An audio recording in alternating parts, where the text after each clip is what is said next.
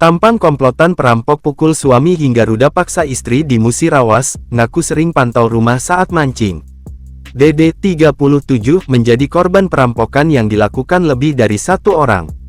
Tak hanya itu, istri pria yang tinggal di Kabupaten Musirawas, itu diruda paksa salah satu pelaku.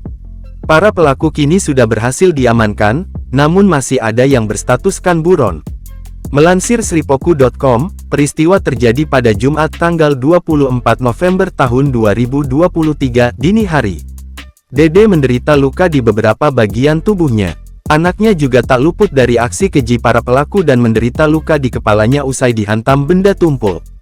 Seakan belum puas, salah seorang pelaku juga meruda paksa istri korban hingga kini trauma. Kasih Humas Polres Musirawas, Ibtu Herdiansyah, mengatakan, pelaku perampokan berjumlah 4 orang yang tak dikenali oleh korban. Mereka masuk ke rumah korban dengan cara merusak pintu belakang. Namun aksi para pelaku diketahui para korban sehingga melakukan kekerasan.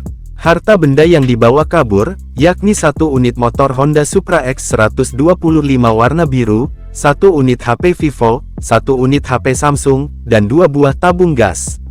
Salah satu pelaku, Yan Seraput 50, bisa dikatakan sebagai otak perampokan.